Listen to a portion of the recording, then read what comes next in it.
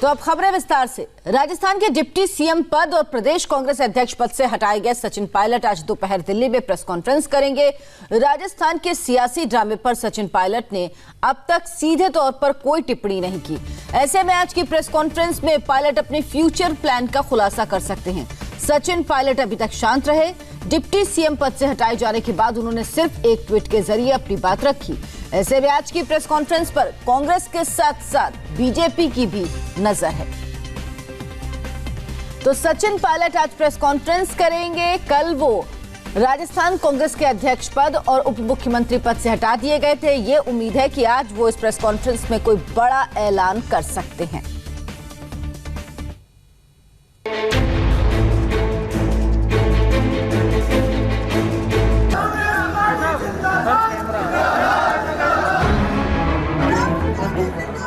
राजस्थान के सियासी ड्रामे में मुख्यमंत्री अशोक गहलोत ने भले ही ये साबित कर दिया हो कि राजस्थान की सियासत के वो असली जादूगर हैं, लेकिन इसके बावजूद सियासी ड्रामे का अंत अभी नहीं हुआ है।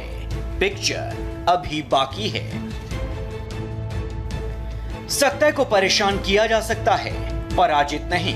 इस ट्वीट के साथ बागी हो चुके सचिन पायलट ने साफ इशारा कर दिया कि उनका पावर गेम शुरू हो गया है।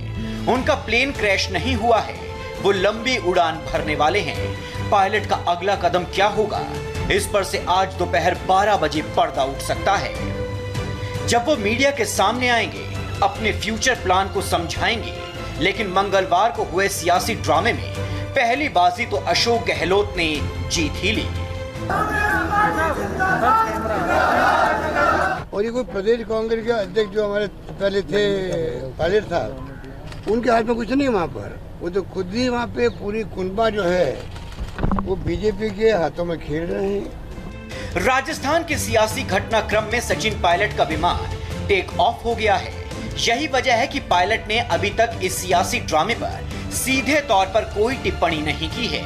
लेकिन आज होने वाली प्रेस कॉन्फ्रेंस में सचिन पायलट कांग्रेस को आईना भी दिखा सकते हैं और आगे का प्लान भी समझा सकते हैं। कांग्रेस हाईकमान के आदेश और अशोक गहलोत की सलाह पर सचिन पायलट को डिप्टी चीफ मिनिस्टर के पद से हटा दिया गया है। राजस्थान कांग्रेस के अध्यक्ष का पद भी उनसे छीन लिया गया है। मुझे खेद है कि श्री सचिन पायलट और कुछ उनके मंत्री साथी वो भारतीय जनता पार्टी के षड्यंत्र में भटककर कांग्रेस पार्टी की जनता के द्वारा चुनी गई सरकार को गिराने का षड्यंत्र और साजिश कर रहे हैं।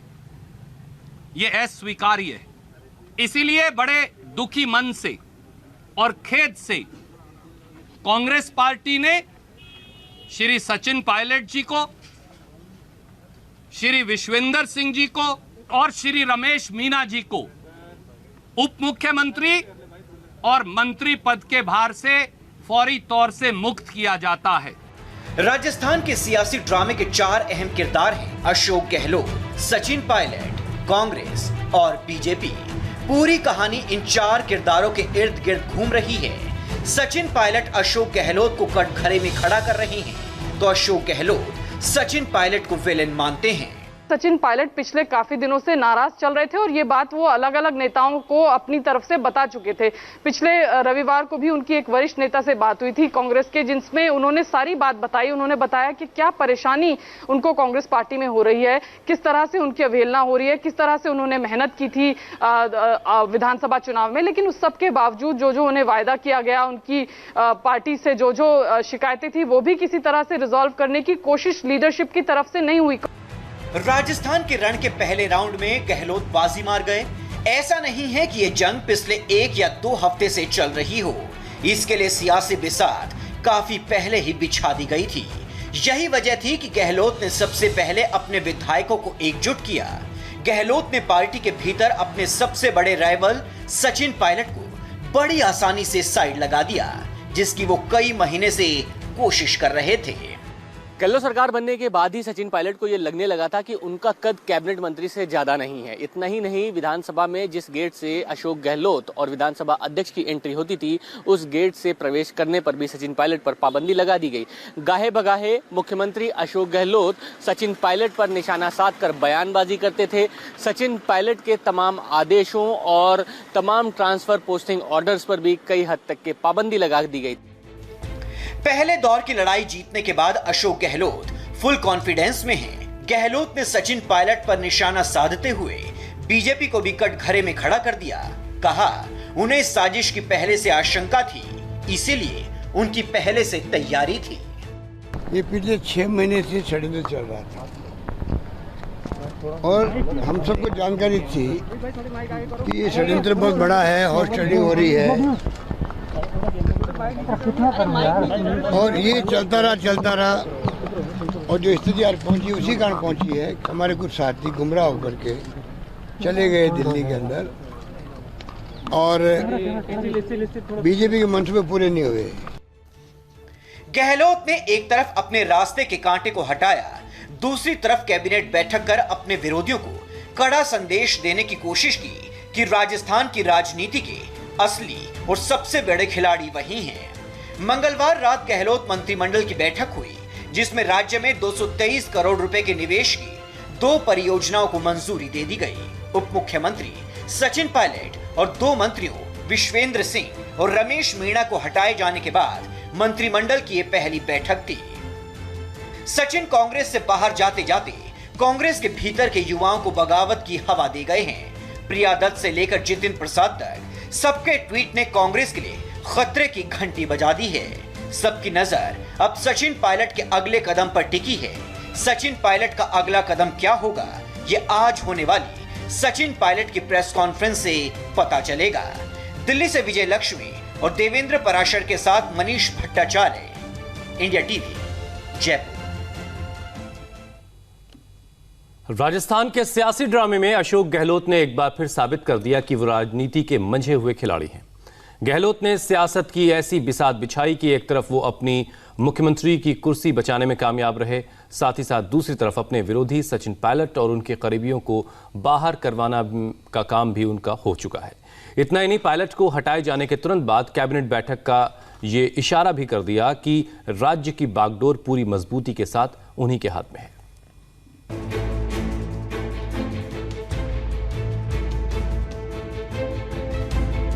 राजस्थान में सियासी जंग का पहला round chief minister Ashok Gehlot के नाम रहा।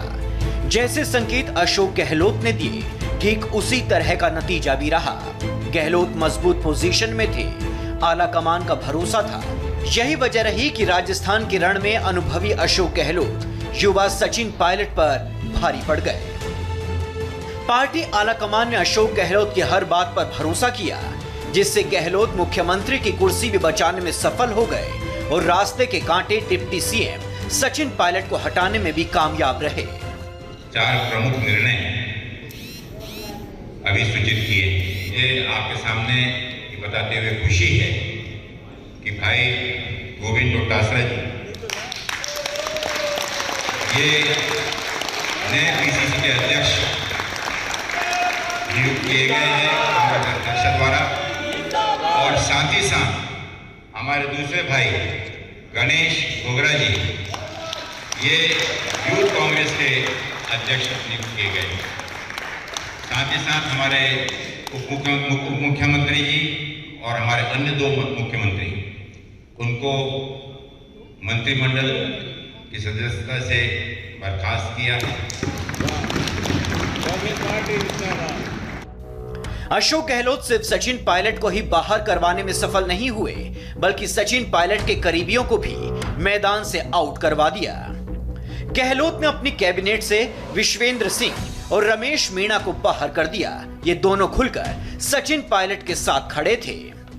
ईमानदारी से काम किया मैंने, उसका नतीजा मुझे ये मिला कि उन्होंने बर्खास्त किया। ऐसा कौन सा हमने पार्टी के खिलाफ या कोई ऐसा अनियमितताएं की या पार्टी के खिलाफ गए, हमारी नाराजगी थी तो हमने पार्टी के मंच पे बात रखी और पार्टी के मंच पे जो बिंदु थे उनके लिए वही कि हमारी समस्याओं का समाधान करें। जनता से जुड़ी हुई समस्याएं, गरीब से जुड़ी हुई समस्याएं, SC ST से जुड़ी समस्याएं। गहलोत की पोजीशन शुरू से ही मजबूत थी। कांग्रेस हाईकमान उनके साथ था। यही वजह रही कि सचिन पायलट का प्लेन उड़ने से पहले ही जमीन पर आ गया। सचिन पायलट की जगह अशोक गहलोत की सरकार में शिक्षा मंत्री गोविंद सिंह डोटासरा को राजस्थान कांग्रेस का नया अध्यक्ष बनाया गया है। सचिन पायलट के साथ राजस्थान यूथ कांग्रेस के अध्यक्ष मुकेश भाकर को भी हटा दिया गया है। उनकी जगह गणेश घोगरा को जिम्मेदारी दी गई है। राजस्थान NSUI अध्यक्ष पद से अभिमन्यु पुनिया को हटाकर अभिषेक चौधरी को लाया गया है। साथ ही राजस्थान कांग्रेस सेवा दल से राकेश पारीक को हटाकर हेम सिंह शेखावत पर भरोसा जताया गया है। राजस्थान की सियासत ने ऐसी करवट ली कि जो गोविंद सिंह डोटासरा कुछ घंटे पहले तक शिक्षा मंत्री थे, वो अब राजस्थान कांग्रेस के नए अध्यक्ष बन चुके हैं। सचिन पायलट की नेम प्लेट की जगह अब उनकी नेम प्लेट लगी हुई है। रणजीत सिंह सुरजेवाला को 15 मिनट भी नहीं हुए थे ऐलान करते हुए कि PCC अध्यक्ष के पद से सचिन पायलट को हटा दिया गया है। उसके ठीक बाद ही यहां पर आप देख सकते हैं गोविंद सिंह डोटासरा जो कि अब नए अध्यक्ष बनाए गए हैं, उनका बोर्ड लगा दिया। हालांकि बोर्ड भी पूरी तरीके से लगाया गया है, उस पर अभी टेम्प्रोरी ये पूरी तरीके से यहाँ पे चस्पा किया गया है कागज, जिसपे गोविंद सिंह डोटासरा जो कि अब अध्यक्ष बनाए गए हैं उनका नाम लगाया गया है। कांग्रेस ने सचिन पायलट और उनके करीबियों पर कार्रवाई की तो पायलट के कई करीबियों ने भी एक्शन से नाराज होकर पार्टी से रिजाइन कर दिया। तो सचिन पायलट पर एक्शन हो चुका है। अब बारी सचिन पायलट की है। उन्हें तय करना है कि वो क्या करना चाहते हैं, क्या करने वाले हैं, उनके पास अब क्या क्या विकल्प हैं।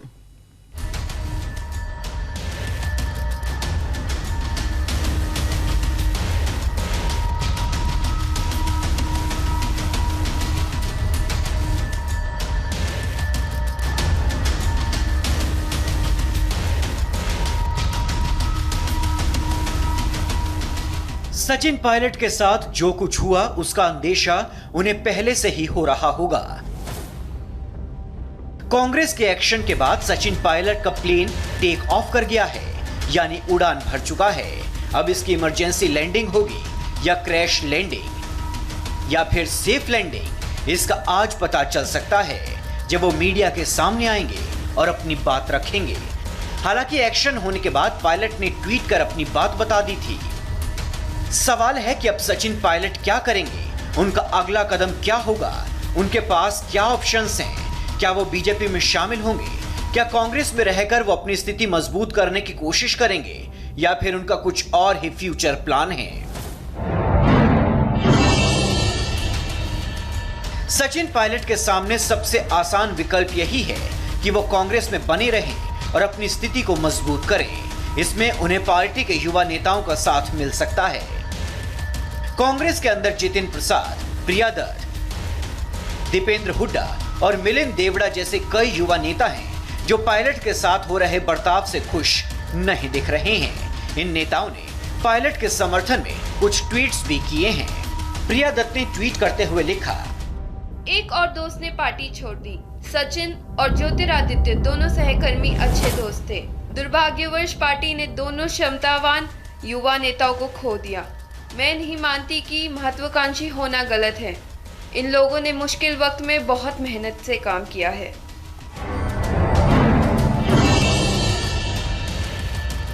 अब तक जो तस्वीर सामने आई है उसके मुताबिक फिलहाल सचिन पायलट के साथ 15 से 20 विधायक उनके साथ खड़े हैं। यही वजह रही है कि वो राजस्थान में ऑपरेशन अशोक गहलोत मुक्त कांग्रेस में नाकाम रहे, लेकिन अब वो कांग्रेस में रहकर अपने समर्थक विधायकों की संख्या बढ़ा सकते हैं, जिससे अगली बार वो जब गहलोत को चुनौती दें तो उनके पास पर्याप्त संख्या बल हो। लेकिन गहलोत जैसे मंझे हुए सियासी खिलाड़ी के सामने पायलट के लिए ऐसा कर पाना आसान नहीं होगा, वो भी तब जब उनके पर कतर दिए गए हों। ऐसा कौन सा हमने पार्टी के खिलाफ या कोई ऐसा अनियमितताएं की या पार्टी के खिलाफ गए। हमारी नाराजगी थी तो हमने पार्टी के मंच पे बात रखी और पार्टी के मंच पे जो बिंदु थे उनके लिए वही कि हमारी समस्याओं का समाधान करें। जनता से जुड़ी हुई समस्याएं, गरीब से जुड़ी हुई समस्याएं, SC ST से जुड़ी समस्याएं। सचिन पायलट के सामने एक और विकल्प ये है कि वो कांग्रेस छोड़कर अलग पार्टी या संगठन बनाए। पायलट का राजस्थान में मीणा और गुर्जर समुदाय में अच्छा जनाधार है। जानकार बताते हैं कि फिलहाल सचिन पायलट सबसे ज्यादा इसी विकल्प पर विचार कर रहे हैं। राजस्थान में करीब 30 ऐसी सीटें हैं जहां पर सचिन पायलट का प्रभाव है। गुर्जर बहुल सीटों पर तो पायलट अपने उम्मीदवार को जिता भी सकते हैं। मुस्लिम जनसंख्या और अनुसूचित जनजाति की मीणा सीटों पर भी पायलट का असर है, क्योंकि गुर्जर बहुल इलाकों में मुस्लिम और मीणा जनसंख्या अच्छी खासी है। इसके अलावा उनके पास दीपेंद्र सिंह जैसे राजपूत और विश्वेंद्र सिंह जैसे जाट नेता हैं जो संगठन को बड़ा करने में योगदान दे सकते हैं। सचिन पायलट के सामने ये वो विकल्प है जिसके बारे में गहलोत समेत कांग्रेस के कई नेता पायलट पर आरोप लगा रहे हैं। इस विकल्प को अपनाते हुए सचिन पायलट अपने समर्थकों के साथ बीजेपी में शामिल हो सकते हैं। हाँ, इसके बाद उनके खिलाफ पार्टी विरोधी कार्रवाई करने के आरोप में कांग्रेस उन्हें सिंधिया की तरह पार्टी से बाहर का रास्ता दिखा सकती है। ऐसे में उन्हें और उनके समर्थकों को दोबारा चुनाव लड़ना पड़ेगा। लेकिन इस विकल्प को अपनाने में एक परेशानी है। परेशानी ये कि पायलट के साथ कई ऐसे नेता भी हैं जो बीजेपी में शामिल नहीं होना चाहते हैं।